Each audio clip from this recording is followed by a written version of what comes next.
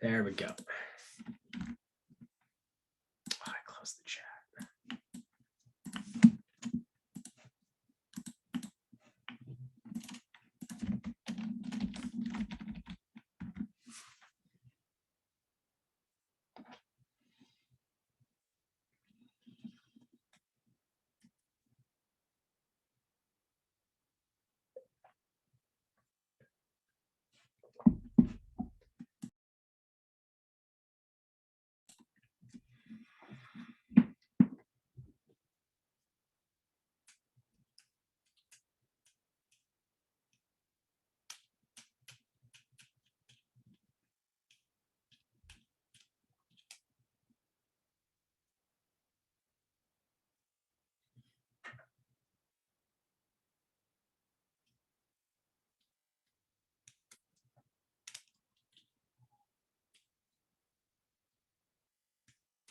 And when you guys are done answering, when you put in your answer, you can plot it and see what you get.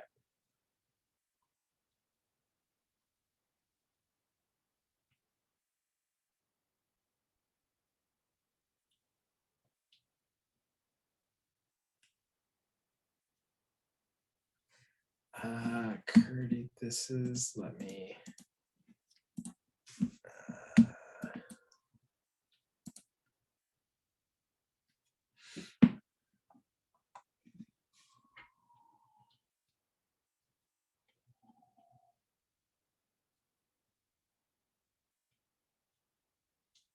Same, yeah, it's the first question for today. Yeah, it's the 10th question of the poll slides. Of course, we didn't do the previous 10. Yeah, no problem. I know that the slope of the tangent.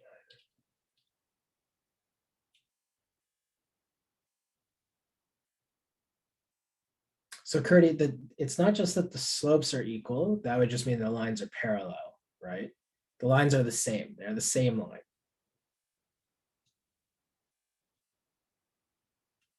Right? So if you were to like plot both of these functions and the tangents would overlap.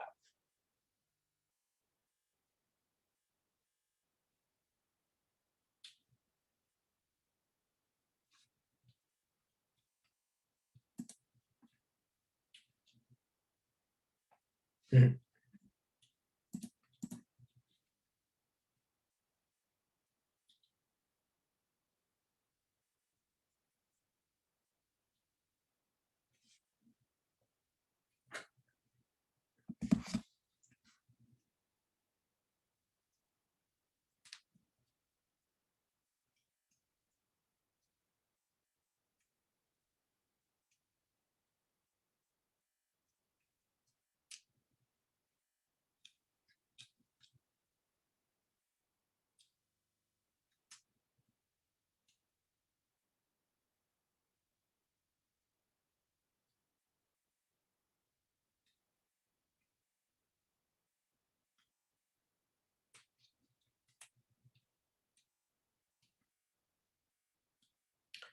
This problem seems to be stumping some people.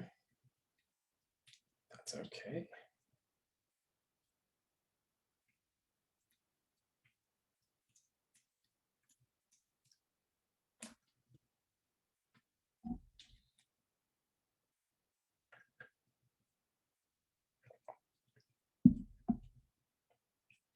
Yeah, that's a good question.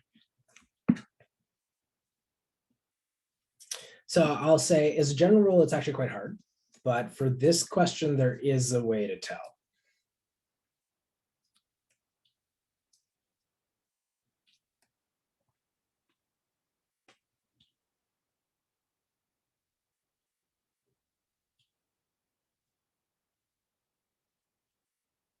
And I think maybe in this case, it really demonstrates the advantage of using, say, the first derivative test over the second derivative test.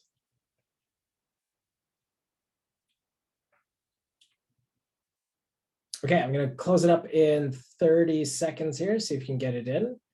And again, these are sort of like the two answers we expect, but that's okay.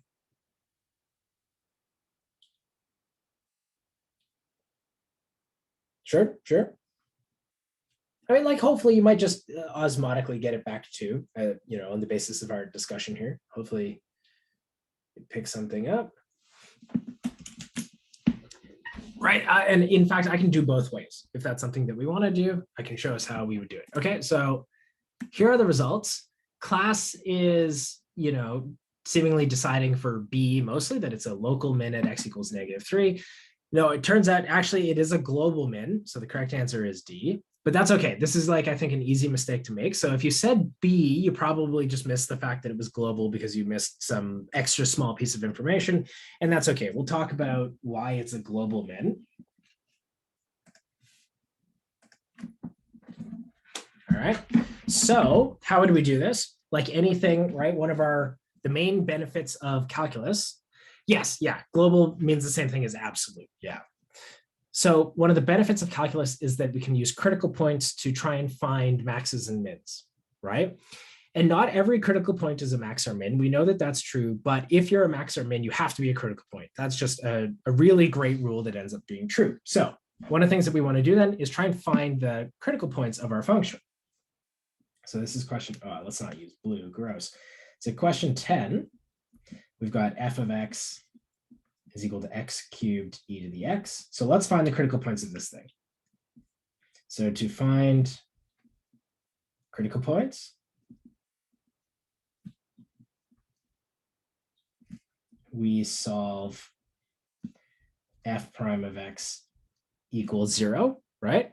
Critical points are where the graph changes direction. Yes. Yeah, changes from increasing to decreasing is maybe a better way of saying that rather than direction, but you could probably interpret it as being the same sort of thing. But they actually don't have to be, right? They're just places, strictly speaking, they're places where the derivative is equal to 0. So kind of the classic example of a critical point where it doesn't actually change direction is x cubed, right? So x cubed has this critical point at 0, right, where the tangent line is horizontal. But you can see it's still going up, right? So critical point, strictly speaking, doesn't have to be, no, concavity changes are inflection points. That's where usually the second derivative is equal to 0. Okay, so concavity changing is inflection point. Critical point is where the first derivative is 0. Okay, so we want to solve f prime of x is equal to 0. So what we're going to do in order to do that, obviously, the first thing we have to do is compute the derivative. So I'm going to just product rule this out. So we're getting it 3x squared e to the x plus x cubed e to the x. And, factor out as much of that as I can. X squared e to the x times x plus 3, like that. Okay. So again, the critical points are either where it doesn't exist or it's equal to 0. But in this case, there's no place where the derivative doesn't exist. This function is actually differentiable everywhere. So we're looking at where the derivative is equal to 0. By inspection, you can see e to the x is never 0. So x equals 0 and x equals -3 are our only critical points. Thus, the critical points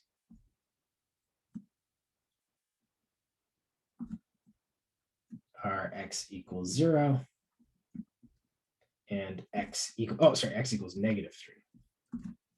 Okay.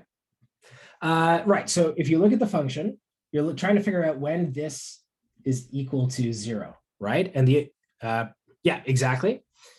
And then the only way that's equal to 0. So in case you're like not just how did I get this, right? Like is exactly the same as I just factored out x squared e to the x because there is an x squared e to the x out of everything. And then to get 0 and -3, the only way a product of things is 0 is if one of the things is 0. So e to the x can never be 0. This thing is 0 when x is equal to 0. And this thing is 0 when x is equal to -3. So that's how we get those roots, right? So now we need to figure out, classify the maximum. In fact, the question doesn't even ask you about 0, right? But nonetheless, if we really wanted to, we can try and classify that anyway.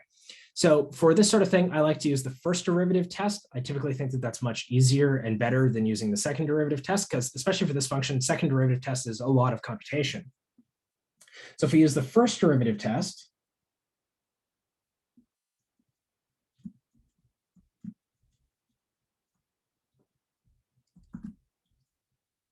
okay, so I'm going to set up sort of our typical table. Now, I can look at this and I just immediately know the answer. And I'm going to explain to you how you can do that if you want. But kind of the safer thing is to use the table, right? So we're going to say what happens when x is less than 0, when x is between 0 and 3, and when x is bigger than 3. Right? And then let's write down our constituent functions. We've got x squared, we've got x plus 3, and we've got e to the x.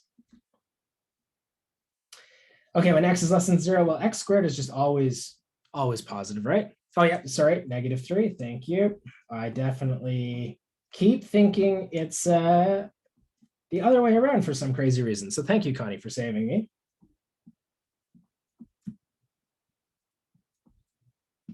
Okay, so for x squared, there's no big change there. This one is going to be what? Negative, positive, positive. E to the x is always positive. So we'll get f prime of x is positive, positive, and negative is negative, then a positive, and then a positive, right? So by the first derivative test,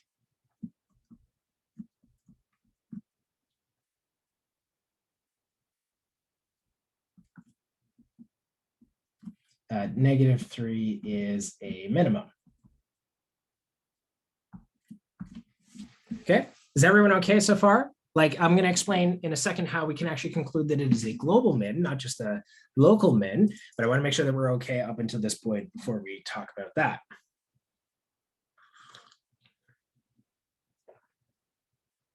Everyone's okay?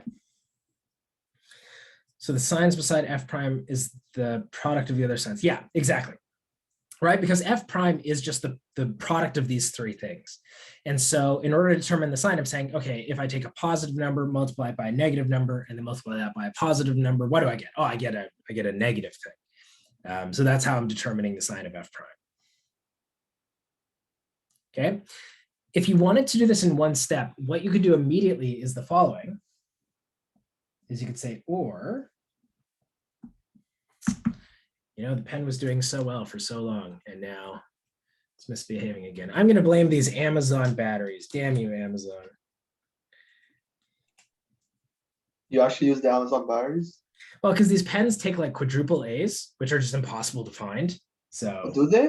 That's yeah, right? Like they're smaller than triple A's. They're like really, really small. Okay, fair enough. And yeah, I've never seen them in a store, so I like had to order them online. So the way I would actually do this, I would not create this table. I don't think it's worthwhile to create this table, but if you don't feel comfortable with what I'm about to do, that's fine. You make the table, okay? It doesn't matter. Let me rewrite out here. F prime of x is x squared e to the x, x plus 3. Now, when I see this, right, I'm trying to figure out, is f prime negative or positive? Well, I look at this bit right here.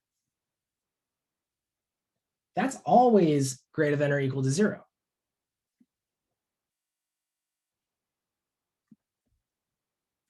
Right?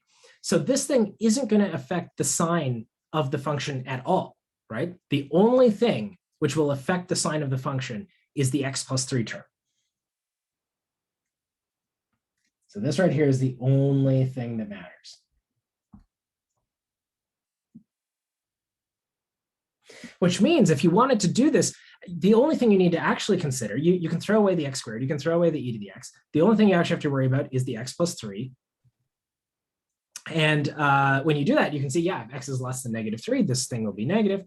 If x is greater than -3, this thing will be positive. And boom, we're done, right? Does that make sense?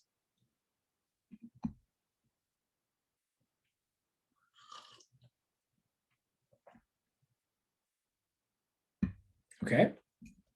Now, how do I know it's global? How do I know it's the global max or global min? Which part do you want me to repeat?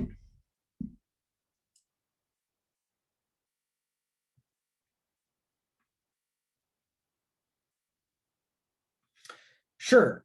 So do you agree x squared e to the x can never be negative, right? Because neither of those terms is negative, right? We know x squared is always greater than or equal to 0. E to the x is always greater than 0. So the only thing, if you're trying to determine the sign of f prime, I can basically ignore those two terms and just look at the x plus 3, right? And if I look at x plus 3, when is that negative? oh, it's negative when x is less than -3. When is it positive? When x is bigger than -3. Boom, I'm done. I have this portion of the table, right? And I don't have to make a table. I can read that off from the function directly. Exactly. And yeah, exactly. By the first derivative test, right? Even if you don't remember which is which, right? So here's the critical point that we're interested in. So what are we doing? So we're negative to the left. And if you think about what that means you're decreasing, right? So you're negative to the left, and then you hit your critical point, and then you're increasing to the right. So that means, like, what picture did you just draw? You just drew a minimum, right? 0 is neither a max nor min, right? Because you're increasing as you get to 0, and then you're increasing again as you come out of 0. So that's not a max or a min, right? That's something that looks kind of like x cubed. So yeah, we get x equals -3 is a minimum.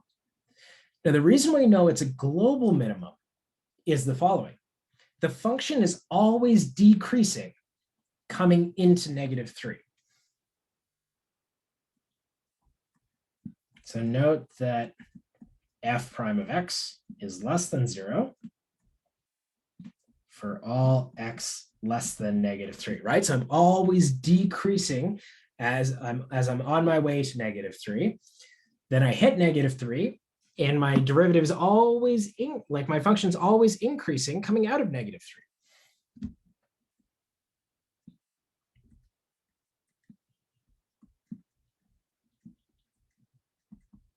Right?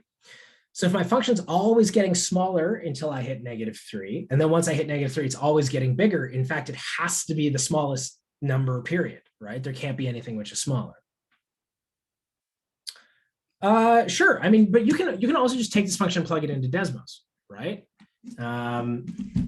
Like here, so I don't have to try and do this. Let me take a look.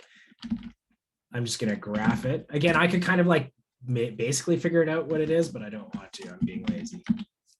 Right. This is a weird looking function. So it looks something like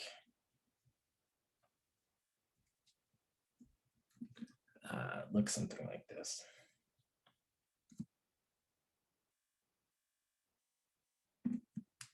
I could draw that part a little better. Right, flat coming in there and then increasing again.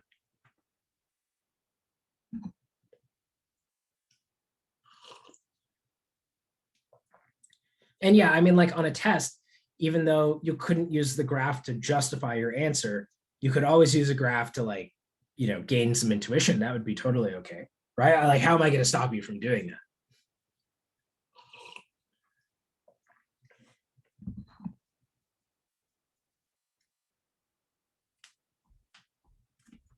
Okay, everyone, does that make sense? So the only sort of way that this couldn't really, yeah, what do I want to say here?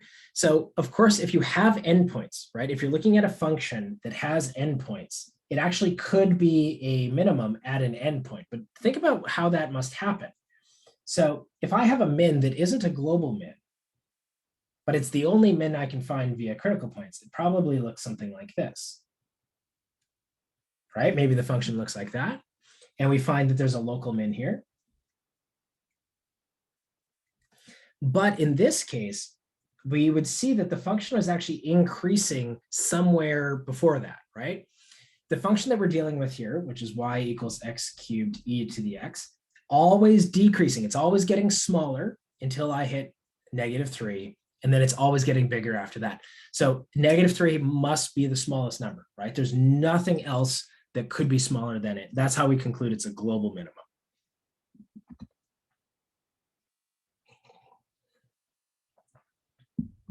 Everyone all right with that?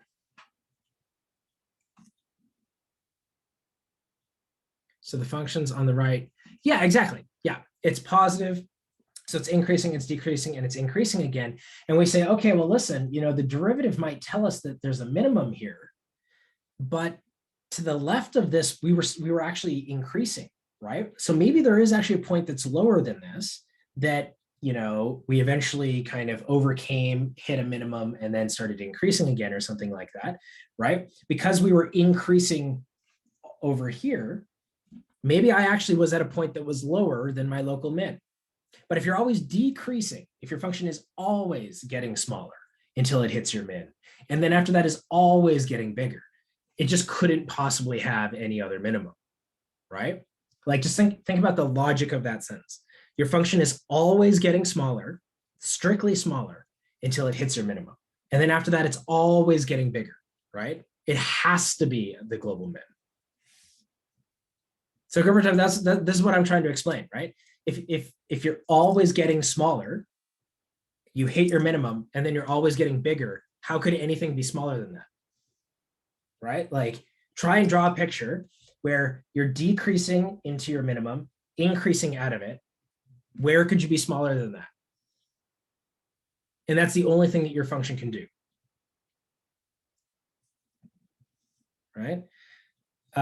Same note, right? Yeah, we couldn't say anything about that sort of thing that you gave me.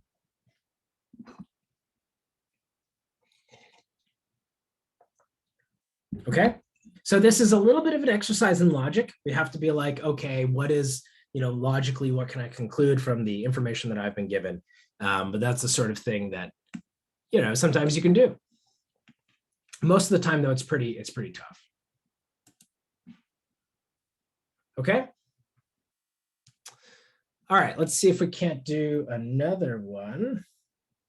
So that's kind of like if you're just asked to do straight up maxes and mins. Now, most of the time you won't be asked to do that because that's not terribly interesting. So, because in real life, that doesn't happen, right? It's rare that a function just has a max or a min.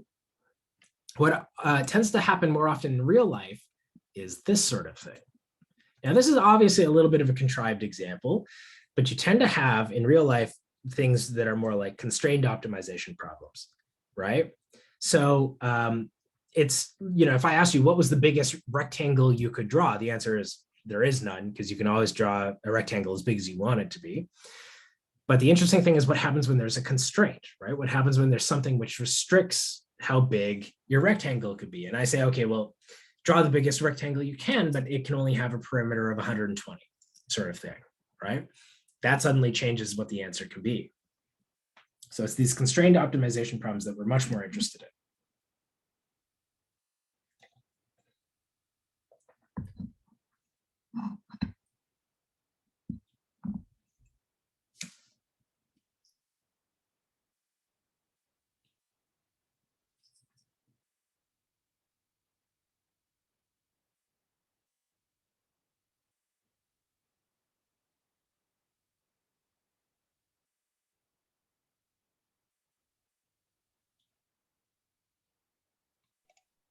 Tyler, out of curiosity, is optimization like type of question is going to be on the next test? Yes. Like those type. Okay, just double check. Mhm. I thought so, but just confirm. Yeah, test cutoff is today. Optimization. Yeah. Yeah. Makes sense. And you can be promised that there will be a question like this. Yeah, for sure. Like this is one of the most important applications of calculus. And of course, like if you think about like life is an optimization problem, right? Like literally everything in life is pretty much an optimization problem. So this is actually one of the most important things about calculus. So for sure, you're going to get one of these problems.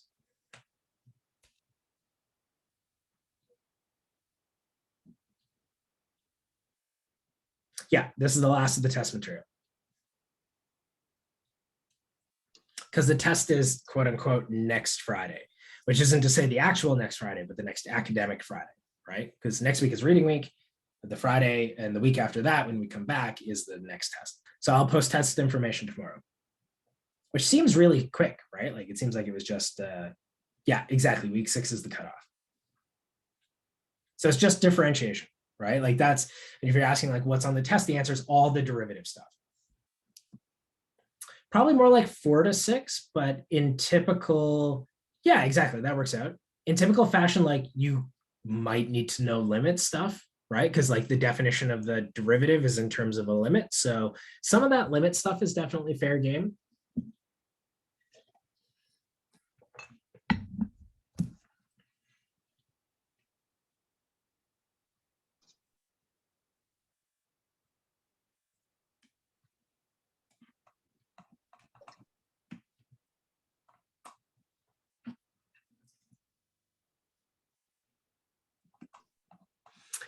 I mean, it could be anything, right? Like, I mean, definitely you need to know the limit definition of the derivative, right? There's no doubt that you would need to know that.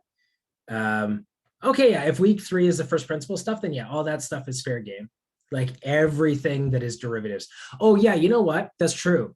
Because I say week 4 to 6, but of course we took week 3 off the last term test, right? Because we decided that we didn't want to make like 3 subjects on the last term test. We were just going to do probability and counting and limits. So we took the derivatives off. So you're right, Sam, it should have been covered, but we took it off. So it is actually in this one as well. So you're right, 3 to 6. Again, it's all the derivative stuff. And then possibly some limit stuff because you might need to know it. What sounds terrible? That it's just derivatives? I actually don't agree. I think that sounds great. Yeah, I think you guys are, I think you all surprised me a little bit with how well the last test went, which is phenomenal. Like, I'm super happy about that. There's no complaints here at all. I think this material, now maybe you guys disagree. I think this stuff is easier than like conditional probability and all that stuff. But I mean, maybe some of you guys think that stuff is easier than this. Hi, you sound like you're not certain if you agree. Actually, that's really weird. I generally thought, at least I always think that probabilities and counting is just the toughest unit in this whole course, in my opinion. Maybe it's just because I don't like that type of material as much, but I always found that was the toughest part of the whole course. There's an interesting thing which I don't know if I told. I feel like I mentioned it, but I can mention it again, which is at the end of last year, we put out a survey and we asked the students, hey, tell us what things you liked most about the course, what things you hated the most, right? Like which topics did you like, which topics did you hate? And so there were a couple that were just love-hate, right? Like some people really liked the finance section and some people hated the finance section, right? Some people really liked the probability section and some people hated the probability section, right? So it seems to be one of these things, like, I don't know if there's even anyone out there who is somewhere in between, who is just like, yeah, I didn't like it, I didn't hate it, but it evoked a lot of very strong emotions.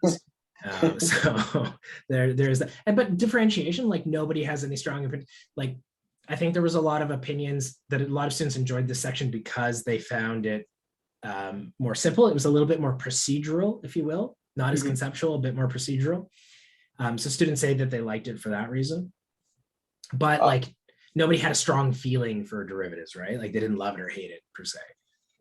I don't know. I just think like the derivatives, the thing I like about them is A, it's procedural, and B, it's like a building block. Like we start with limits and we go all the way to multivariable calculus. It's kind of like one chain of events occurring.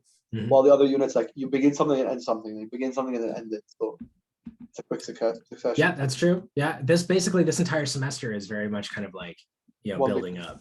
Yeah, it's one big loop that you just build on. Yeah, we will do partial derivatives.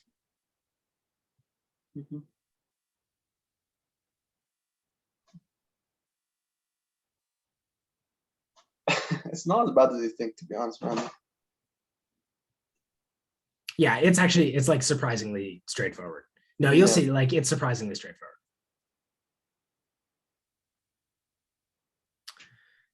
Not Davis, but Deerfield. It is what you want. Are you talking about the marking room? The Math Help Center. Oh. So, have you ever been in Deerfield?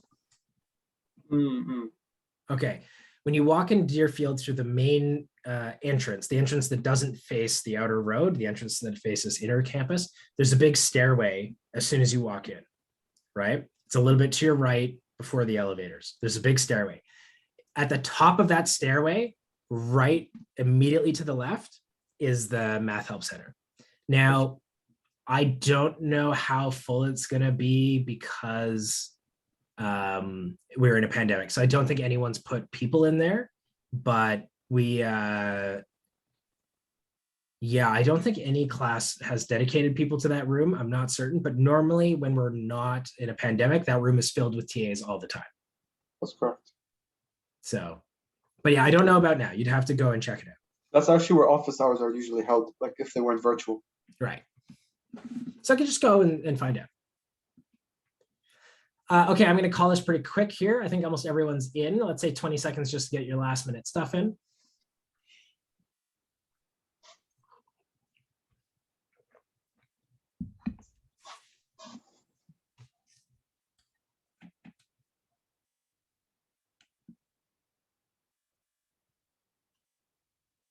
Okay, nice.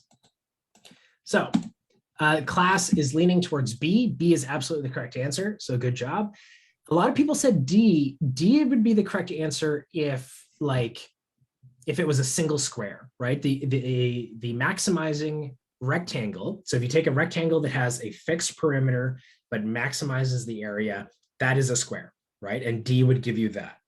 But in this case, that is not what is happening, right? You're specifically told that it isn't a single like pen. You're building 4 of them beside each other. So this is actually going to change the optimal solution. So let's say how you would set this up. Now, again, this is so important because so much of solving these questions is correctly modeling them and setting the problem up. All right. So let me maybe draw it again. So this one is question 13. So it gives us, we've got these 4 pens, right? Like this. And we said that this distance here was X and this distance here was Y. Now, an important note to make here is that we might give you these variables on a test. We might not give you these variables on a test. So if you have to give them a name yourself, be sure that you say what they are, right? Like let X be the length of all of the pens combined and let Y be their height or something like that, right? Okay, so we want to maximize the total area, right? So goal is maximize the total area, which is what? What is the total area in terms of our variables X and Y? X times Y, perfect. Does everyone agree? Right? Because I mean, like basically if you ignore the subdivisions, it's just a big rectangle, okay? Now, but we have a constraint here, right? Because if we just said maximize rectangle X times Y, the answer is infinity, right? You just make as big a rectangle as you want. So we have this restriction that we can only use so much fencing, i.e. that the perimeter of all the white lines that I've drawn has to be 120. So we have the constraint subject to, so what is the equation for the total amount of fencing? Again, in terms of X and Y.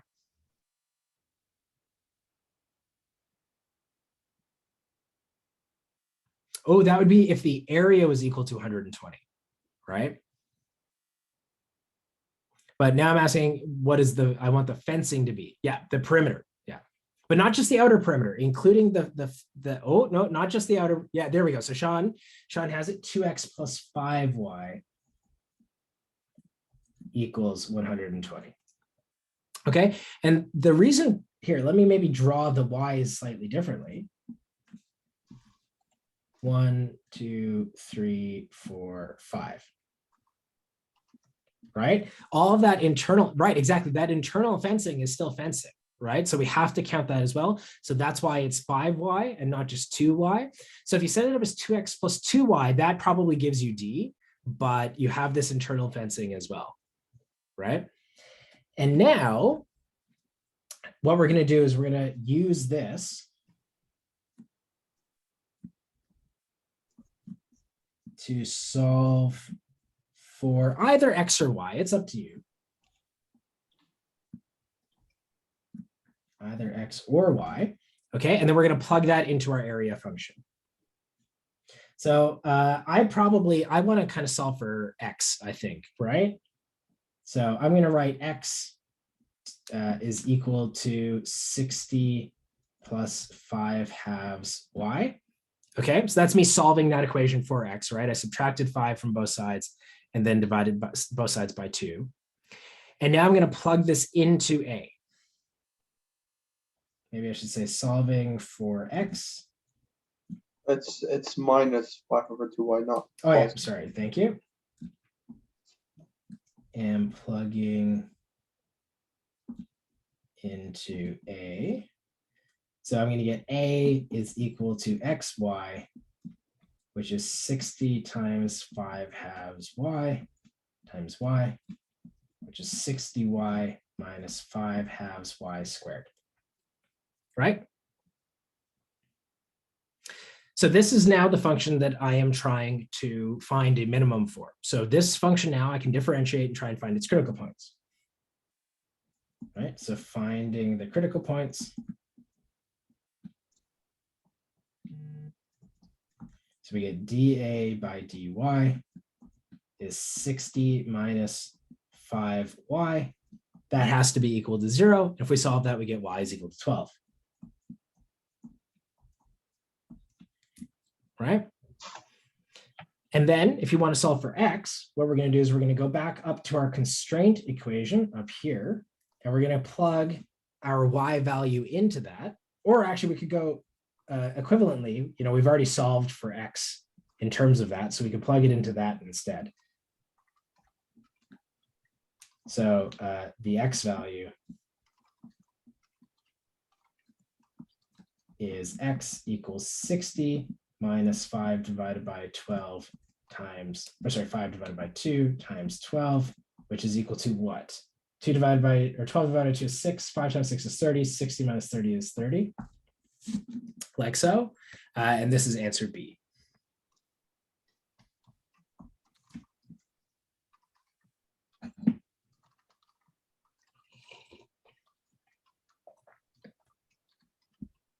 Yeah, exactly. Remember, critical points are where it's equal to 0. This is the actual value of the derivative, and then we set it equal to 0 to find the critical points. But minus 5 halves, there's nowhere that's just, oh yeah, you solve for x. See the two highlighted things?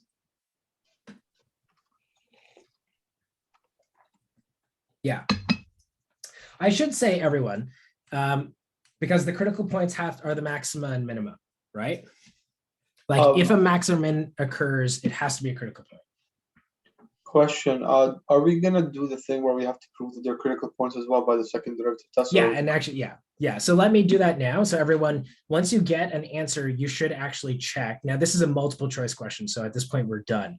But if you were doing this as a long answer, what we do at this point is we have to confirm, first of all, that our answer is actually a minimum, right? And then we have to check our endpoints.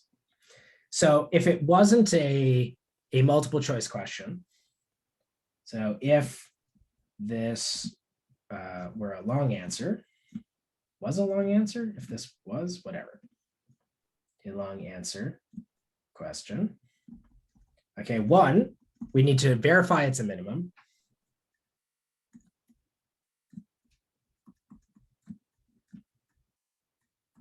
Okay, so to verify it's a minimum, we know that dA dy is 60 minus 5y.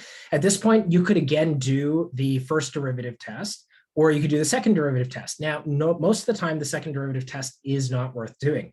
In this occasion, though, it is because the second derivative is so easy to find, right? The second derivative here is really easy. So by the second derivative test, so only do it if it's really easy. All right, so d squared a by dy squared is equal to -5. That's less than 0. So by the second derivative test, this is a maximum. I would argue doing the second derivative test is usually always easier, especially if you're online, just because you have like online calculators, maybe. Maybe, like, it really is going to depend on the function. And maybe because we're online, it's okay. But as a general rule, like, I agree. Generally speaking, if you're doing it in person, I would always recommend the first derivative test as well. Yeah, like, look at this function, right? Because I would say if I had to, like, again, I can just look at that. So I personally can just look at this and I say, the only thing that matters is the x plus 3, and we're done. If I had to differentiate this again, I'd be much more likely personally to make a mistake, like without, right, if I didn't use a calculator. And in fact, that is often what we see. Students often just make us, they know how to compute derivatives, but they just make a silly mistake, use a plus instead of a minus or something. But it doesn't hurt. Like, if you really want to do it both ways, right? You got 24 hours, maybe you got a little bit of extra time, do the first derivative test, second derivative test, check both your answers both ways. They both should give the same thing, and boom, you're off to the races. Now, the second thing you really should do in this case is to check your boundary conditions, right? To check the endpoints. And while this problem doesn't explicitly state that there are endpoints, mostly because the endpoints are stupid, nonetheless, there are endpoints.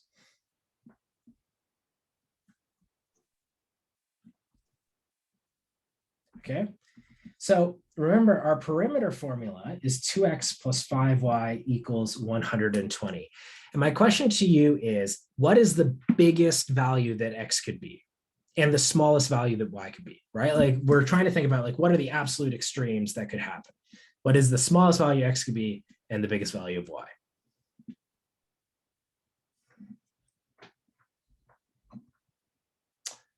Close. If x is 60 though, or maybe you're saying y equals 24 is the other extreme point. Yeah, okay, sure. So the endpoints, one of them is x, y is equal to 60, 0, and x, y is 0, 24, okay? Does everyone see where those numbers come from?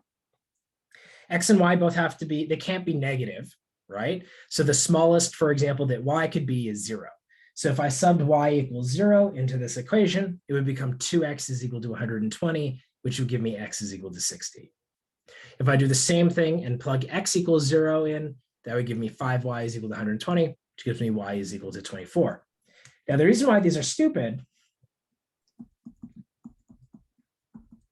is that the area is the product of these two things, and it's 0 in both cases.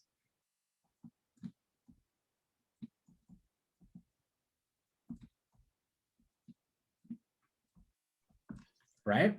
So their product, x times y, is definitely not a max, i.e. this actually corresponds to, instead of making pens, you just lay all the fencing down in a line and don't actually make, any rectangles. You just lie them in a straight line. And obviously that has no area, right? That's kind of a silly solution. But strictly speaking, you want to make sure you do check your endpoints just in case something weird happened, okay?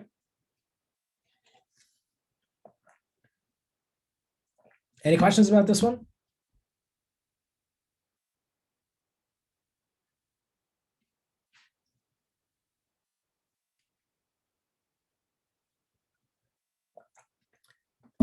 Yeah, you're right. Should be verified it's max.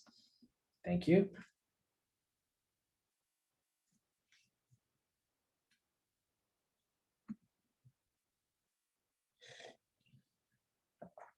Sure. So I want to do one more similar to this. So first of all, let me kind of say the following. There's a follow-up question to this, which I suggest that you all check out. Can I explain 2 again? Sure. Yeah, sure. Okay, I can do it in office hours if you want. Or we can do it now. So again, right, like I want you to look at this equation. Right? Again, both x and y have to be greater than or equal to 0, right? Because your fence lengths can't be negative, right? That doesn't make any sense. So if x and y have to be greater than or equal to 0, what we're trying to figure out is what are the biggest values that x and y can be, right?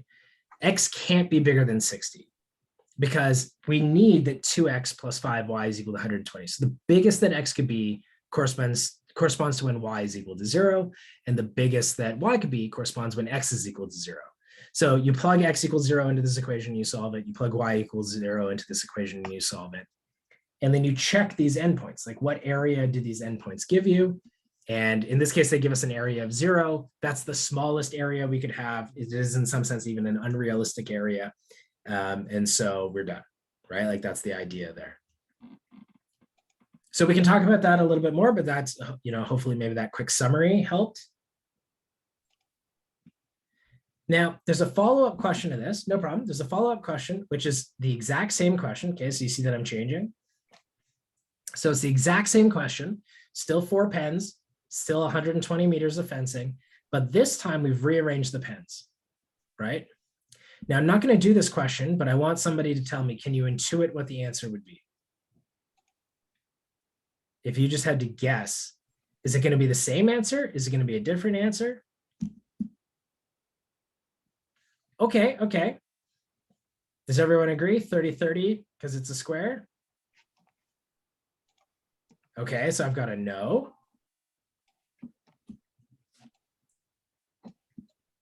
Maybe. Right.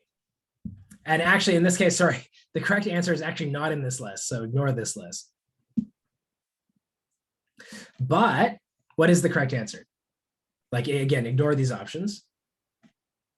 So Connie, you're right, it is more than 120, but what would the right answer be? Yeah, Sean, exactly. The right answer is 2020. So it is still a square, but we just, and Lou, right, exactly, the same thing. So the answer is a square, but our dimensions change a little bit just to make sure everything adds up to 20, right? So that's why 2020 was actually an option here. And then for whatever reason, we forgot to include it in this problem. But I usually skip this one anyway. Okay, and I want to finish off with this one, which doesn't even ask you to solve the problem. All I want you to do is set it up. Okay, because if you can solve it, I'm confident you can set it up. Or, sorry, vice versa. If you can set it up, I'm confident you can solve it.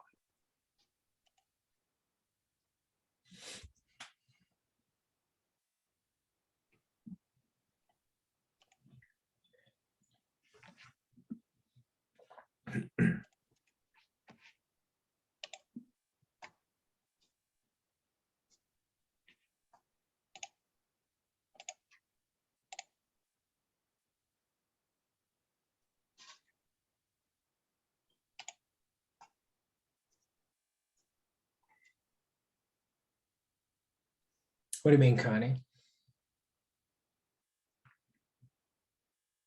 Open top, Brandon. So no lid.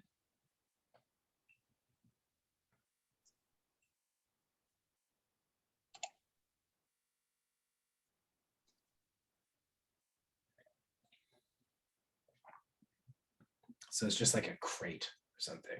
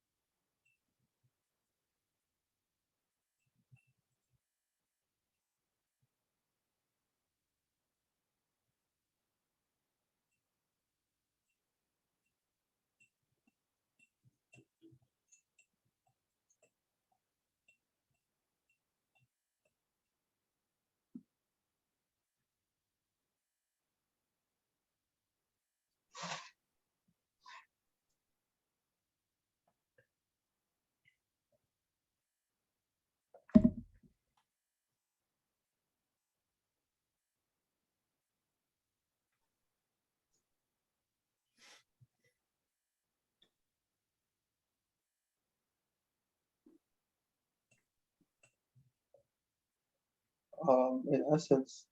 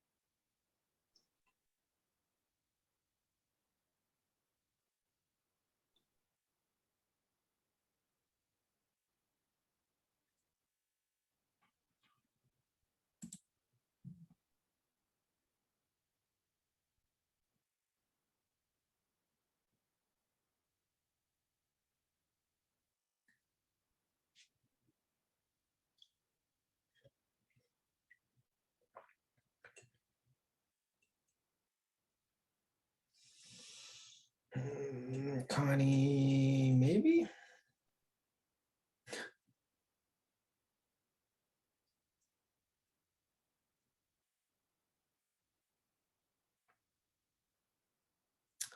For the height? Yes. Yeah. Not squared though for yours. No, wait, is it squared? Yes, it is. Yes, it is. Yeah. Same, yeah, exactly. Well, no, one is an equation, one isn't an equation. Well, I guess it is an equation if you set A is equal to. Yeah, sure. Set up two equations. Yeah, same. Yeah, that looks perfect. Yeah, great. No, that's phenomenal. Now solve your second thing. You don't want any H's, right? Because the question doesn't have any H's. So solve the second thing for H. Yeah, see Aziz.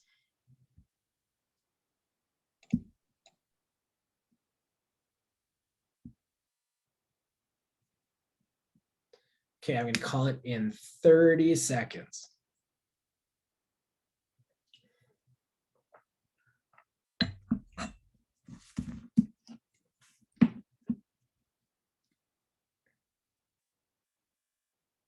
That's okay. We'll take it up.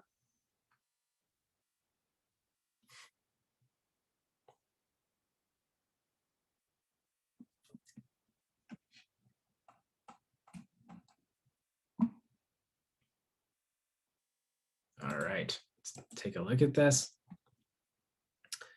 Yeah, exactly. Yeah, exactly same. Yeah. So you still have a second to try and finish it off before I get in here. All right, class is kind of split on A, B, D, though nobody believes that the answer is C. The correct answer is A. Yeah. Okay, so let's see how we would get at A. This is super important, right? We need to know how to do this. So, all right, let me see if I can draw this. We've got, a square base.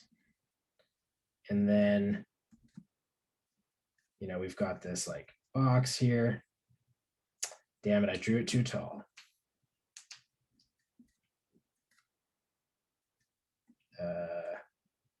This is actually surprisingly more difficult on a tablet. Anyway, this is roughly what it looks like, right? And it doesn't have a top. Now we're told that the side length of the square base is S, and we need to create a variable, let's call it H, right? So if we were writing this up, we'd say let H be the height. Okay. So what's the area of this? Or sorry, rather, what's the volume? What's the volume of the box?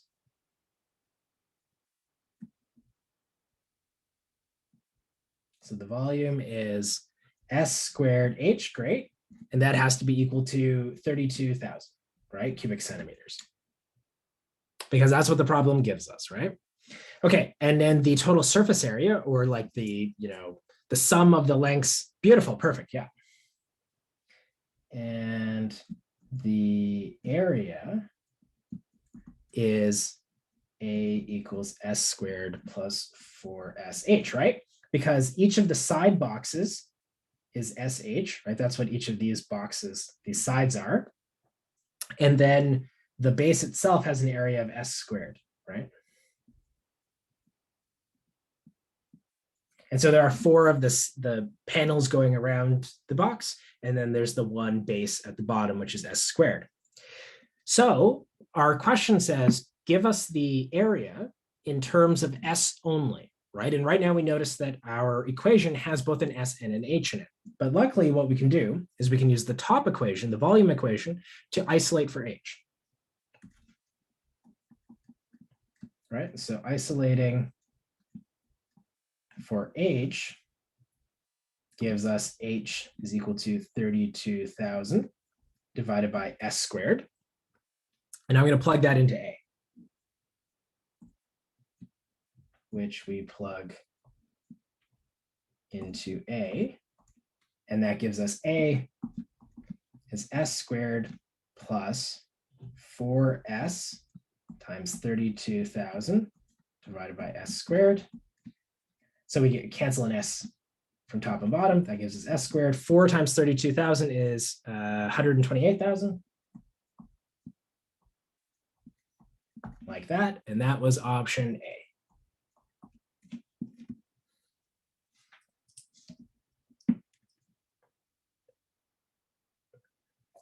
Right. And now if you want, what you can do, right, so you want your answer to be in terms of S, which means you want to isolate for H, right? Because the H is you're trying to isolate for the variable you're trying to get rid of, because you're going to take that and you're going to plug it into the other equation, right? So yeah, right, by solving for H, when I plug it into A, all the H's go away, right? And that's sort of the trick there.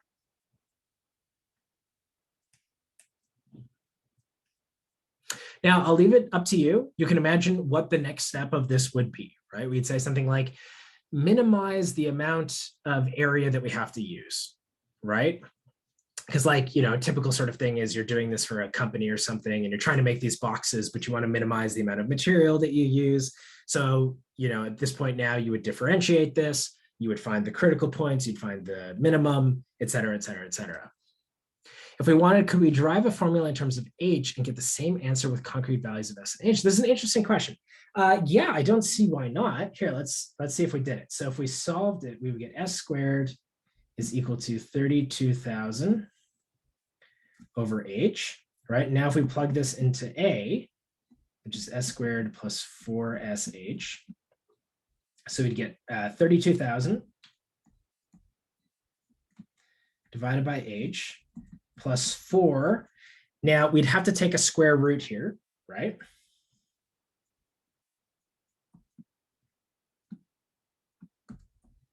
And you're guaranteed that you can take the positive square root because the side length has to be positive, right? So when you take a square root, you have the option between taking the positive square root and the negative square root, but it's not going to be negative because what sense does it make to have a box whose base is negative, right? You can't have negative lengths. And we could do a little bit of extra work here if we really wanted to. Plus H times, what are we going to do? I guess I don't really want to put the 4 in, so maybe let's just leave that outside. And so you could kind of like just make that a constant if you want, but you could do it this way, absolutely, and you would get the same answer. And if you want, try it, right? Try and do it both ways and just confirm that you actually do get the same answer both ways. I think that'd be kind of like a nice little exercise of something you could do. And maybe try that anytime you get one of these optimization problems is try solving it for the other variable and just confirm that you get the right thing, okay? In fact, there's a bunch of tricks that you all can use that you might not know about. I would suggest that you kind of like read a bunch of the example problems that I've given you because there's a whole bunch of tricks that you can use to make your life way, way easier, right? Let me just give you one as a quick example because it'll make your life really, really easy if it ever comes up. So let's say, here's kind of a classic problem. And I think actually this one is in the notes. So let's say you have something like a curve, right? Like this is the curve y equals 1 over x or something. And you're standing right here, right? So this is you. And you're standing at 0, 0. And what you want to do is find the point on the curve which minimizes the distance between you and that curve, right? So let's say maybe, your friend is walking along this curve and you want to figure out when your friend is closest to you, right? So you're here, you've got some like hair or something, and right, minimize this distance.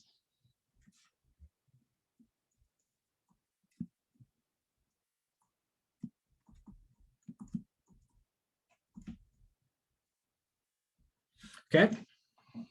Sure. Yeah, sure. It's TJ. Yeah.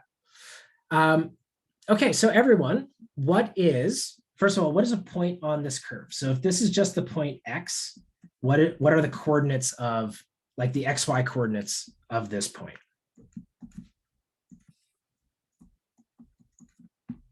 X1 over X. Exactly. Does everyone agree?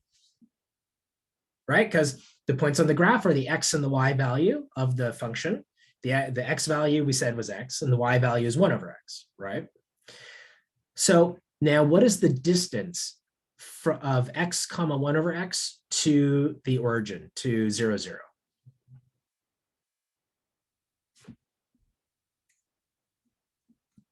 You guys remember the distance formula?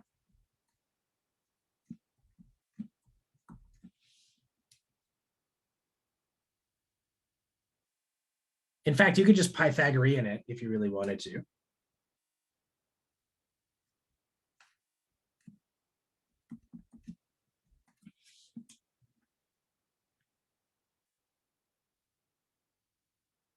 Maybe it's too much. Square root X, yeah, beautiful, same. And then we would plug those in. Exactly, beautiful, yeah, a whole bunch of people got it. And same, yours is absolutely correct as well, right? It's just we would actually plug in our values because X naught and Y naught are both 0 and so on and so forth. So we'd get this thing, right?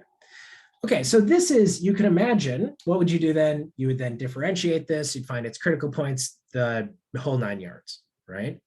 But what you can imagine, this is probably, this function is not a lot of fun to differentiate, right? It's got a square root in it. Inside of the square root, you've got a 1 over x squared thing. Sure, maybe you could do some algebra, but at the end of the day, there's a lot of work involved here, right? But it turns out there's a slick little thing we can do. Maybe I should call this, let me call this capital D so that we don't confuse it with the little d for derivative. So note that the min of D is also the min of D squared, right? If you find the minimum of D squared, you've also found the minimum for D. Does that make sense? Like what thing, like when you look at the square root function, right? When do you make the square root function as small as possible? When the thing inside the square root is as small as possible. Does everyone agree?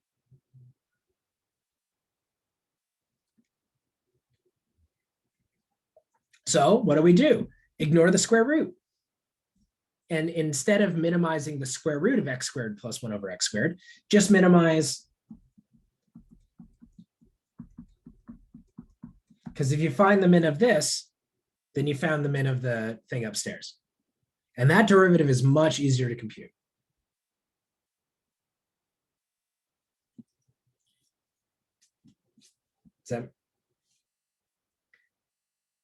That's true, but in Brandon, so in this case, we see it's not going to be 0, right? Because the path 1 over x doesn't actually hit 0. But nonetheless, if I said, what makes the square root function as small as possible, the answer is the smallest number under the square root that you can think of, right? And that's because the square root function just looks like this, right? So how do you make the square root function as small as possible? You go as far to the left as you possibly can to begin with. So even if you can't get 0, right? If this is the minimum value of the square root function, that's the same as taking the let me put it this way. If I said minimize the square root function on this interval, that's the same thing as just finding the smallest point that you can plug into the square root function. This might, for any of you who are seeing this and are a little bit confused by it, don't worry about it if this bugs you, because you can totally just do the square root thing. This is just designed to make your life a little bit easier. If you can see that there's this little bit of cleverness you can do to make your life easier, you can, right? And it legitimately just makes your life easier. There are a couple of functions like this. E to the x is 1, log x is 1. Basically, any function that's increasing, if a function is monotonically increasing, then optimizing it is the same as optimizing its argument. Implicit differentiation, same for what? For this question? Like, are you asking if we differentiate the d squared? No, you don't even have to, don't even differentiate the d squared. This is now the function that you're trying to maximize or minimize. Okay, don't even worry about implicitly differentiating.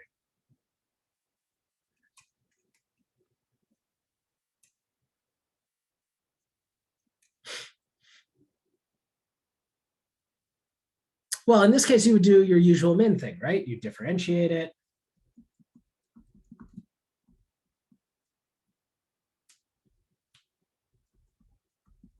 Solve for x. Yeah, exactly. Yeah, derivative of d squared. And again, you're thinking of d squared now as being a new function, right? Let's give it a different name just so that we don't kind of accidentally differentiate the squared part. Let's call it g of x.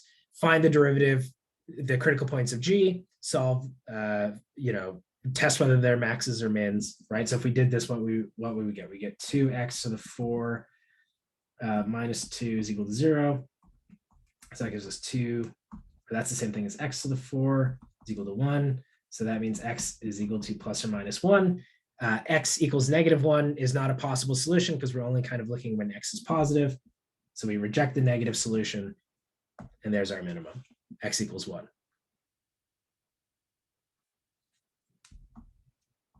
Right? And if we had done the derivative, So if we had differentiated the derivative, we would get the same answer, but it's just uglier.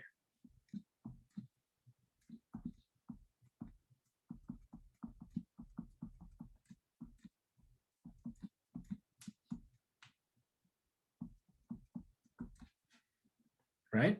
Yeah, exactly, Namir. Yeah, I multiplied both sides by x cubed. Right?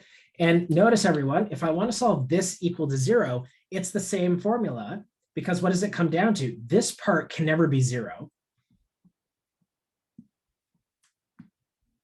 So I'm trying to solve for when this is 0, but that's exactly this equation, right? They're the same thing. So it ultimately boils down to solving the same equation. It's just you've made your life easier by getting rid of the square root. Yeah, exactly. Yeah. So there are some functions that you can do this with. Again, basically what you want to do, it's the same sort of thing. If I had asked you to find the maximum of this, right? What does the graph of e to the x look like? It looks like this. It's always getting bigger, right? If the outer function is always getting bigger, you can just minimize or maximize the inner function. Okay, same thing. If it's like log or ln, right? The max and min of this are the max and min of this. Okay, does that make sense? So that's a sweet little trick that we can use just to make our lives a little bit easier. Okay, and what I would recommend, and Gerbertab, yeah, I see it.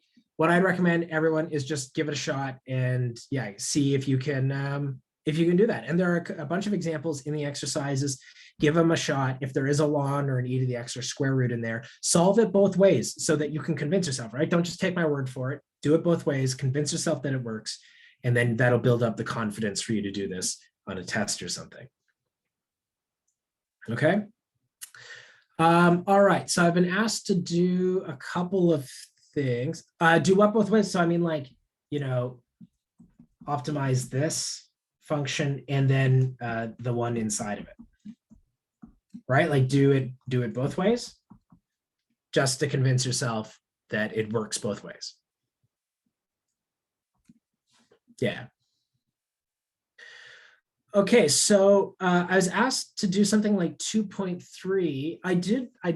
We have done an example like 2.3 from the assignment when we were talking about implicit differentiation.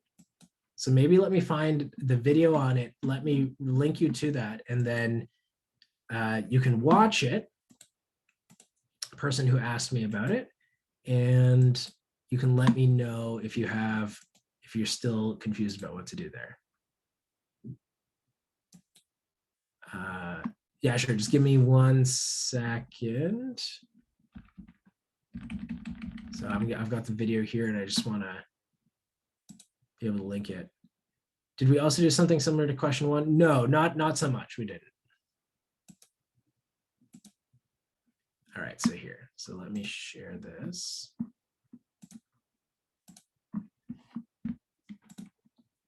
Yeah, it'll be posted either tonight or early tomorrow. Yeah. Okay, so this is from last Thursday, everyone, anyone looking for it. And so this is an example of me doing a problem very similar to assignment 2 or assignment 10, question 2, part 3, right? Where it actually says solve for dy dx. So this is an example of it. And I think even after that example, when that example is done, I do another one. Yeah, I do another one as well right after that. So give it a shot.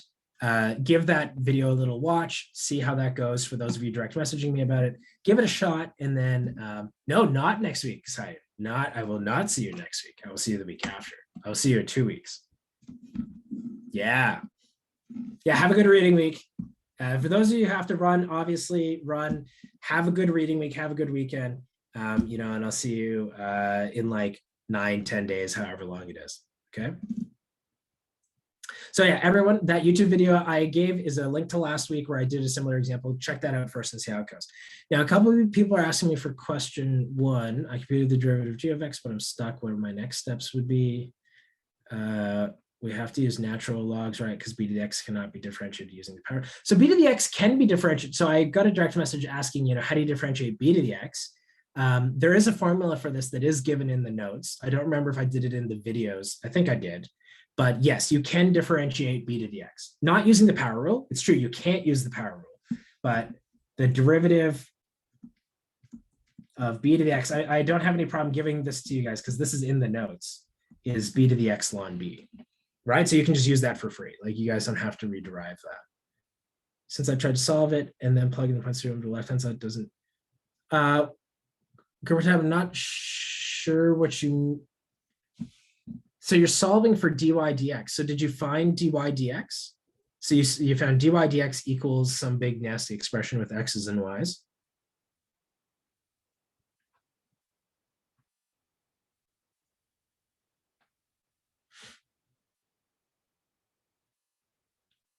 Okay. Now, what do you mean the left-hand side doesn't equal the right-hand side? Because the left-hand side is just like, isn't anything, right? It's the thing you're trying to find. The right-hand side is some fraction. It does end up being a fraction.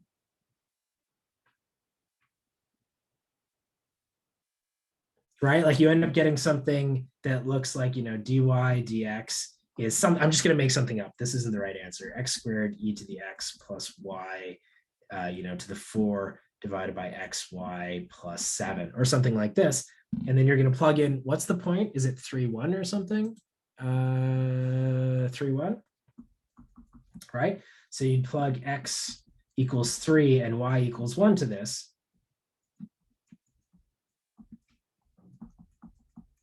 And that's, right, that's what your dy dx is.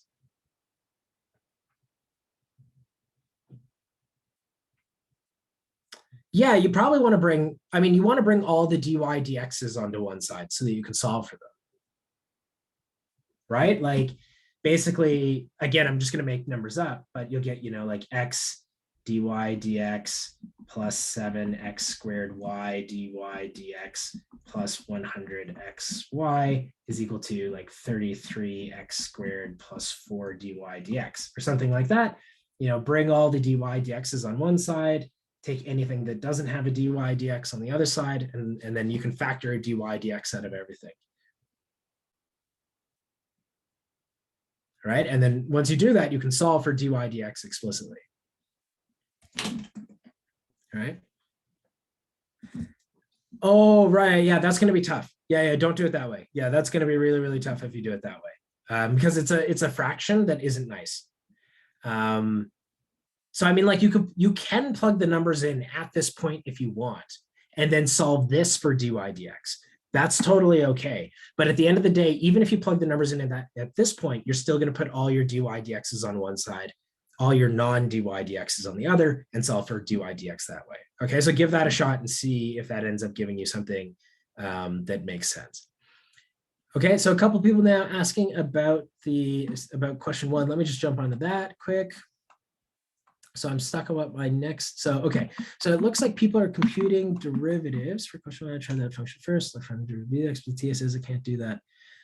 Kelly, that's okay. Hold on. You totally can. It's just the function is more complicated than that, right? Like the function is x b to the x. So, knowing that is fine, but you do have to do more than that, right? And I think you know that. Like, I don't think I'm saying anything. So maybe the TA just misunderstood what you were saying. Yeah. Did you show this to the TA? And they said this was not okay, or? Oh, okay. Let me take a look. Oh yeah, okay. I remember this post. No, what the TA was saying, so you've defined G in 2 different ways, right? Like you said here, Kelly, that G is equal to b to the power of x. And I don't know if you were just creating a new temporary function, but the question gives you a different function G, right? Like G is -5 plus the square root of 1 plus 10 ln x plus 1, right? So G already has a name. So first of all, call it something else. And then your proof is fine, right? Notice b prime is 0. So Kelly, you're in this problem, you're trying to, so do you know what we're talking about when we say don't use G? Because G is already defined. Okay, cool. Now, your equation is completely correct, but b is a constant. So the derivative of b is 0. Do you see that? And that's why you get exactly what I wrote here. Right? You got the exact same thing as me. It's just you've got b prime in there. So yeah, this is an okay place to start. Like, this is totally fine. It's just, I think the TAs was upset with the fact that you called it G. But other than that, what you're doing is okay. And then just remember b prime is 0. Yeah. Okay, cool. All right. So somebody else had also asked me, you're right, Christian, you're being very patient. So for example, I'm getting people asking me like, okay, I found the derivative of the function like f or the function g. What do I do now, right? So remember the equation for the tangent line. So, or maybe let's say if f is, differentiable, the tangent line, the equation of the tangent at the point A is y minus f of A is equal to f prime of A x minus A. Okay, this is the equation of the tangent line. Now, in the question, you are given two different functions. One function is f, and right, so you've got f of x is x b to the x, and A is equal to 1. The other function is this nasty thing, -5 plus root 1 plus ln blah, blah, blah, blah, blah, right? And A is equal to 0. That's going to give you two equations, right? So you're going to get a line here, and you're going to get a different line for G. Those two lines have to be the same line. That's going to allow you to figure out what this number here is. So Christian, does that make sense?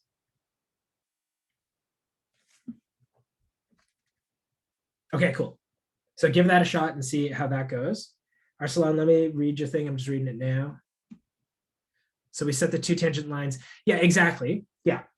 So what you could do, for example, if you wanted to, like, how you manipulate this is up to you. But if you wrote both sides as y equals mx plus b in that format, and then set the two y's to be equal, you could do that as well. Sure. So Doug, you get a tangent line for y, right? For the particular derivative and value a equals 1. So when you use f, you compute the tangent line at 1 using this formula, right? And you get a line. For g, you compute a tangent line, but this time you use 0 as the point at which you're computing the tangent line. These two tangent lines, according to the problem, these are the same line. They have to be exactly the same line. They have the same slope, they have the same y-intercept, they have the same everything. Using the fact that these two lines are equal, you can then figure out what b has to be, right? Like basically you explicitly know all the numbers here, but there's just going to be this annoying little b term that's hanging around. And once you make these two lines equal, you'll be able to solve for b and figure out what it is. Can we set the slopes? So Edward, maybe that might work.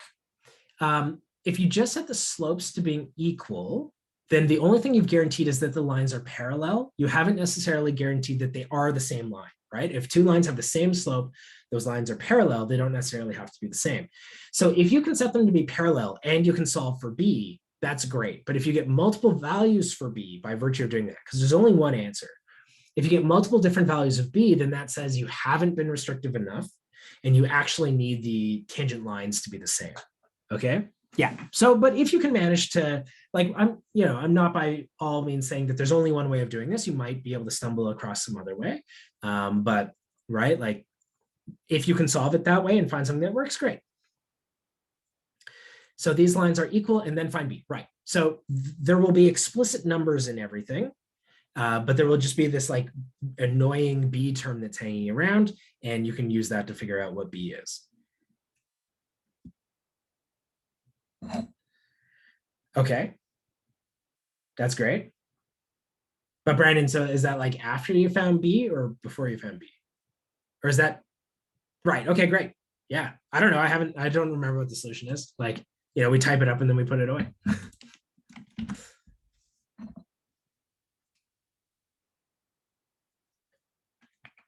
But yeah, I mean, that's, you can imagine we probably gave you fairly nice numbers.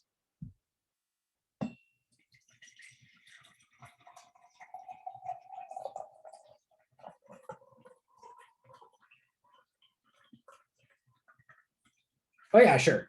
And yeah, that's a good point. So Brandon is saying, once he found his answer, he kind of like plugged it in Desmos to double check, which is totally a fair thing. Like by all means do that. And if you plug it into Desmos and you see that the two lines coincide, phenomenal, right? Great. Yeah. Yeah. And I mean, that's great. Like totally that's fair game. If you guys want to do that on tests too, like I am 100% for checking your answers. Like I don't think there's any issue with that. Use that whenever you possibly can. By all means, use the tools at your disposal to do that sort of stuff. Yeah, absolutely. Arslan, yeah, that's correct. Does that? Yes, it does. Yeah, that's always true.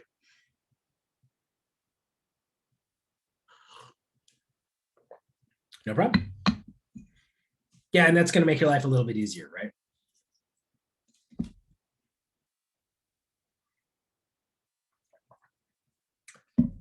Yeah, that's fine. And again, like you guys can, I want you to all talk with each other when you do it. If you guys want to solve it together, that's totally okay too.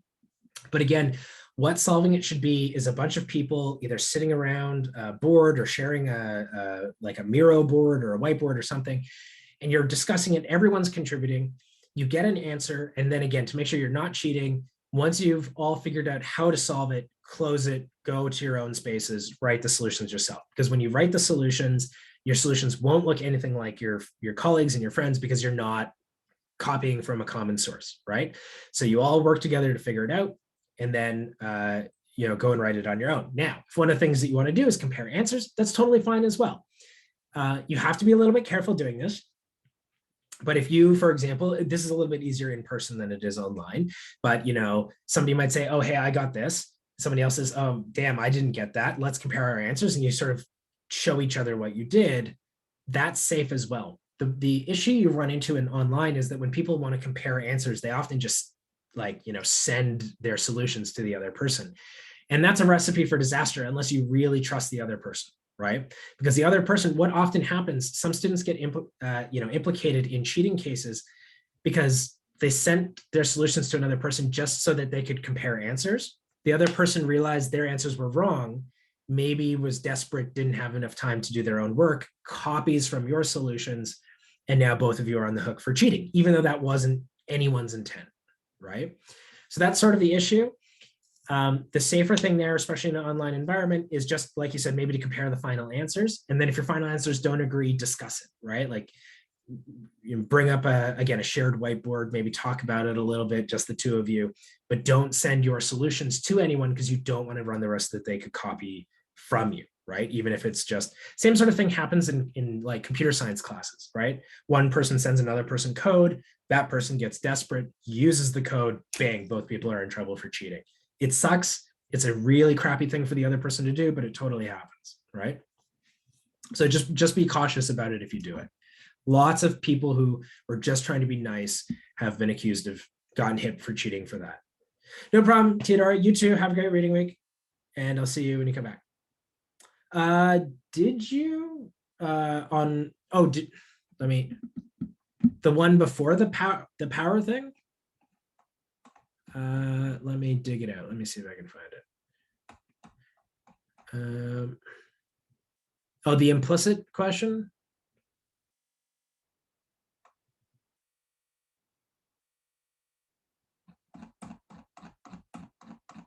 Okay, sure. This is a great question. It really is. Okay. So basically, everyone, the question is like, what's the deal with implicit differentiation? What's the difference between implicit and explicit functions or implicit and explicit differentiation, these sorts of things. So an explicit function, so define the value of b, I mean, Shani, that'll end up being true, but it's probably not enough, right? So you're going to have to go to the next level, but that's a good start.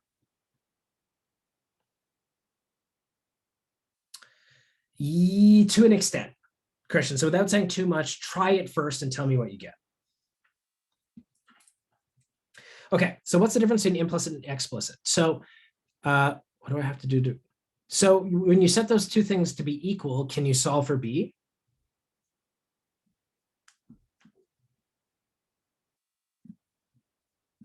Okay, then great. Yeah, maybe you're done. I make no promises.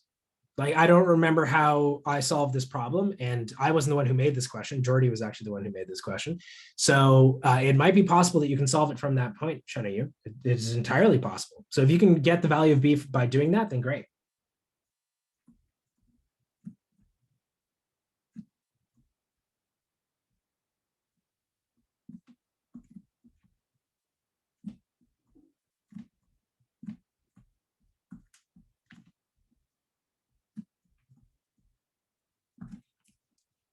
Okay.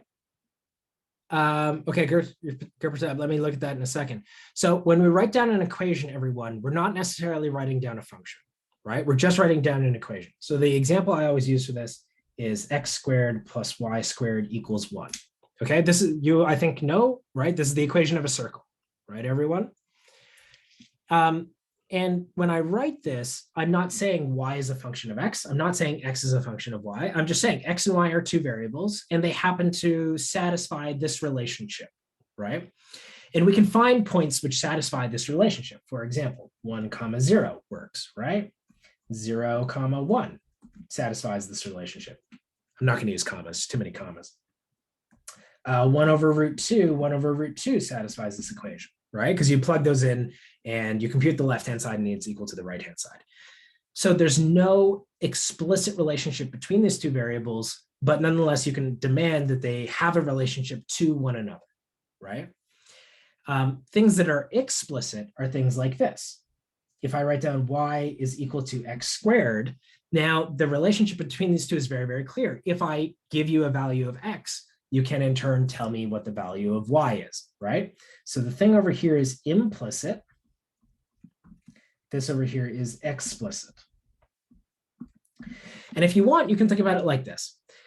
On the right-hand side, if I give you a value for 1, right? Let's say I get, or a value for x. If I give you x is equal to a half.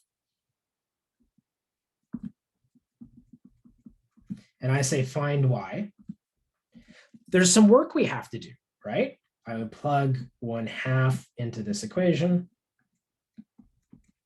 And then I would go, okay, so that's 1/4 plus y squared is equal to 1. So y squared is equal to 3/4.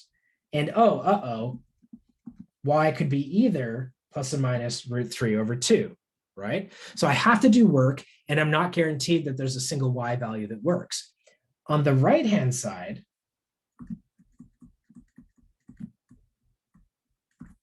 I don't have to do anything. First of all, I'm guaranteed that there's one and only one y value that you get out, right? And second of all, I don't have to solve for y. It's already of the form y equals something, okay? So the left-hand side is implicit and the right-hand side is explicit. Does this kind of make sense about the difference between implicit relationships and explicit relationships? Okay, cool. So now, so that's the difference between explicit and implicit relationships. Now, when we do differentiation, okay, so again, let's say I've got x squared plus y squared equals 1. And let me maybe draw this as a graph. This is not a function, right?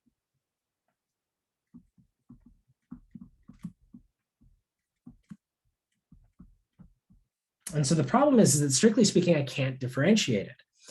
So when I say something like compute dy dx,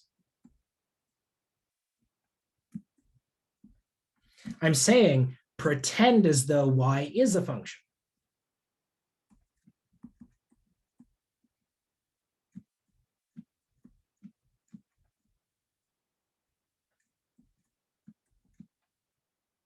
In order to differentiate it, right?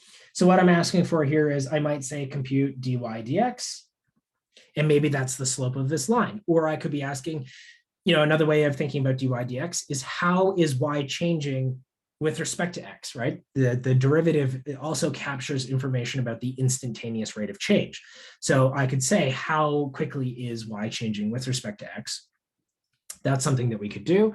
And so when implicit differentiation is the act of pretending that there is this explicit relationship between the variables and using that in order to compute a derivative, right? So I explicitly kind of say, okay, let's write y is equal to f of x. Let's plug that into our equation. And now if we differentiate, we would get 2x plus, oh, sorry, this should be f of x squared. So 2, f of x, f prime of x equals 0. And now I can solve for f prime, right? But that's still, okay, so this is an interesting question, right? The problem is that yes, but in doing that, I throw away information, right? So if I take y and write it as y squared is equal to 1 minus x squared, there's no problem here. But now if I take the square root, first of all, I could take the positive or negative square root. Now, if I take the positive square root, I'm only looking at this function. When I take the negative square root, I'm only looking at the lower hemisphere. So there's two problems with this. Now, if I want to compute the derivative of y, I have to first ask, is y positive or negative, right? But if I take this equation and solve it for f prime, this works on the entire circle, right? I don't have to first figure out whether I'm in the upper hemisphere of the circle or the lower hemisphere. This equation works everywhere. That's number one, okay? Number two is that it's very easy to be given equations where you actually cannot solve for one of the variables, right? So if I gave you something like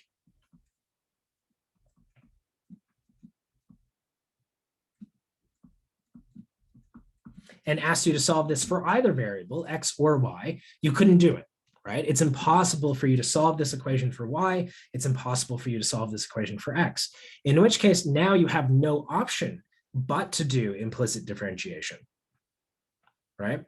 And so again, that's why we want to do implicit differentiation. We don't have to make a choice about throwing away information when we do it. And more importantly, there are just some equations that we can't solve for one variable in terms of the other.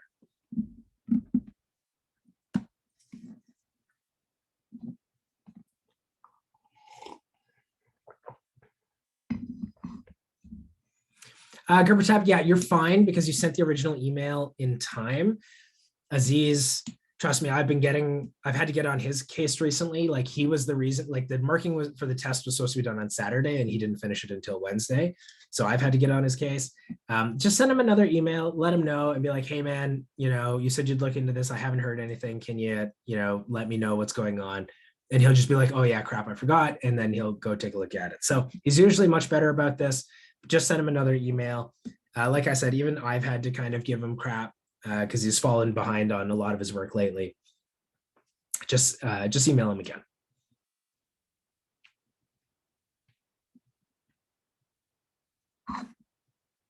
If it's an issue after this, if the third time doesn't work, I'll take a look at it and I'll give him a good tongue lashing for you, but hopefully it should work this time. Still be polite about it though, right? Don't be a jerk. You should never be a jerk to somebody who's remarking you. But yeah, if he tries to tell you that, oh, hey, the deadline for regrade request was such and such a date, you'd be like, hey, listen, yeah, I know, but I also did make my regrade request in that time and you just haven't gotten back to me. And he'll be like, oh yeah, okay, of course, sorry. He's a reasonable person, right? He knows when it's his fault.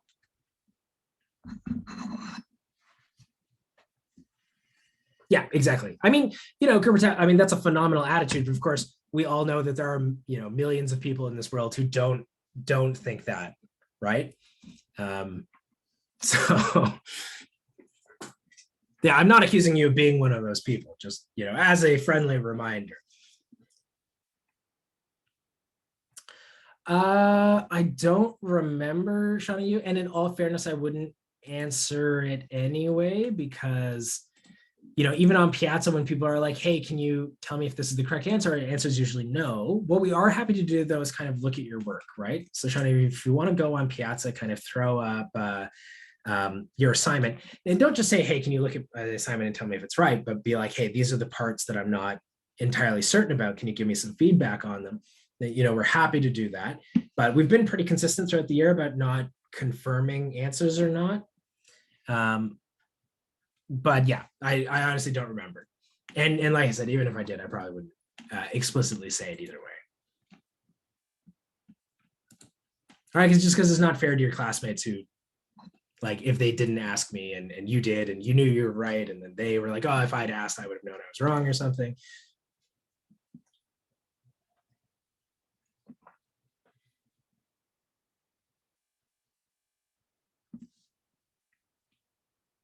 Okay, anyone else? Anything else?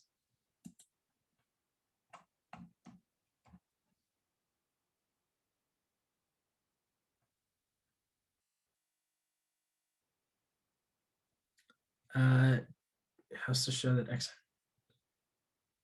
For which part? For like 2. So in that case, I do want you to do it in general. So you suppose that X naught, Y naught is a solution. And then I just want you to show that if you flip the numbers, you still get a solution. So I think we did something like this on Tuesday. Let me see if I can find that for you. Where I kind of like, I did it using explicit numbers, but my point is to like show that it works in general. Like if I don't just give you explicit numbers. Do you know what I mean? Ah, yes, there it is. So here, let me give you this. Yeah, exactly. Leave it as variables. But okay, so somebody here, so here it is from Tuesday. Somebody asked about the same sort of thing and said, what does it mean to check that it's a solution and that if you flip them, it's still a solution? In this example, I do use explicit numbers, but the idea of the assignment is to say, look, if X naught comma Y naught is a solution, then interchanging the role of X naught and Y naught shouldn't change the fact that it's a solution, right? Like here, let me give you an example. Let's say I tell you X naught, Y naught is equal to 4, right? Or XY is equal to 4. And X naught, Y naught is a solution to this equation, right? What does that mean? That means that X naught, Y naught is equal to 4. Now I say, okay, flip these two variables around and try plugging in this number instead into this equation. Well, what do you get? You get Y naught X, or sorry, you get Y naught X naught equals 4. And of course that these two things are the same, right?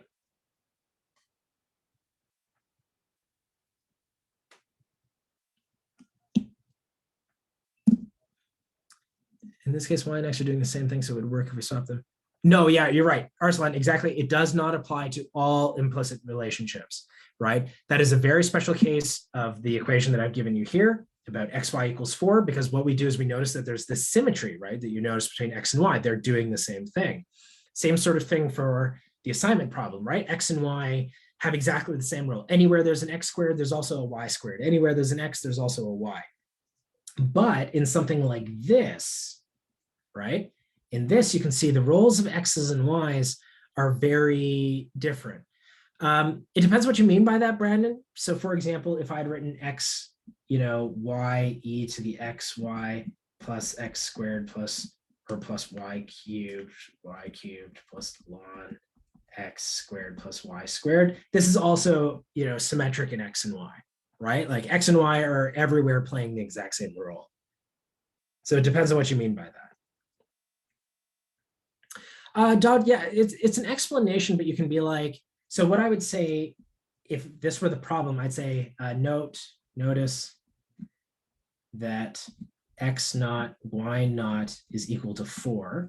So if XY, so now I'm switching them around, right? X is equal to Y naught, and x is equal to x naught, then, the left-hand side is x is y naught x naught, which equals 4 by assumption. Or maybe like by equation 1. And then I call this like equation 1 or something. You know what I mean? I do something like that. It depends on what, but okay, it depends what you mean, because here's subtraction and the rules are still equivalent. Right? So if I take here, as long as they're both subtracted. So you're right, if I do x cubed minus y cubed, you're right. In that case, that is not a symmetric relationship. But if they're both subtracted, that is fine.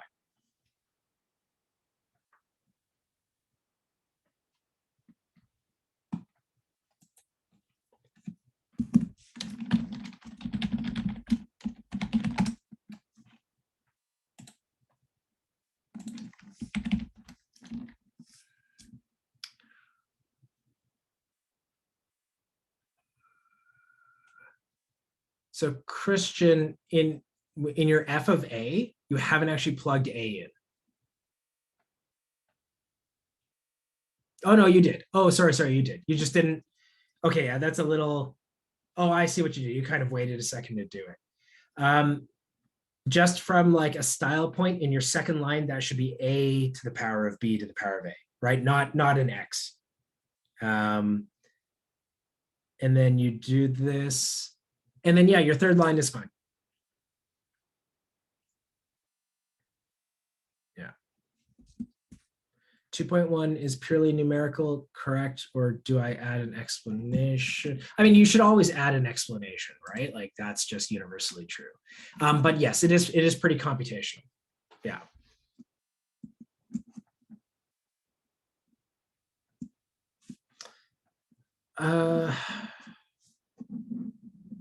So I mean, like the equation of the tangent line is right there. It's that top circle.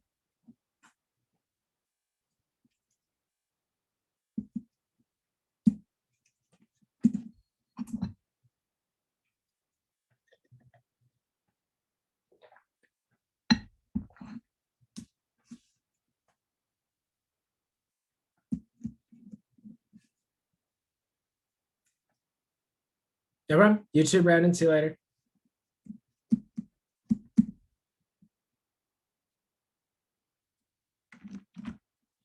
It's the function evaluated at your point.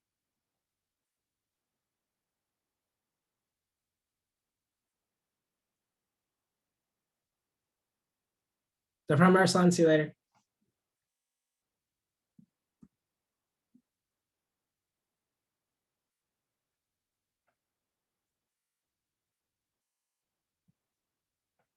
Johnny, does that make sense? Do you see what I'm saying? Right? Like this line of text here precedes this explanation.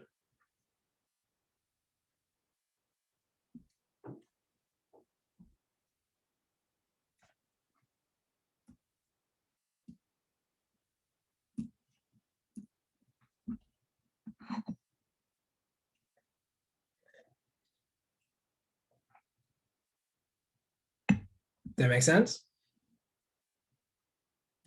Okay, cool.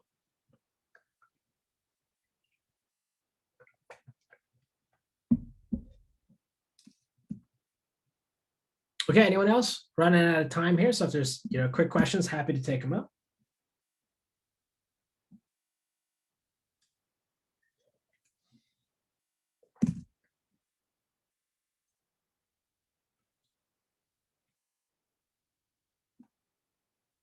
Otherwise, we can call it. There's no harm in going a couple minutes early.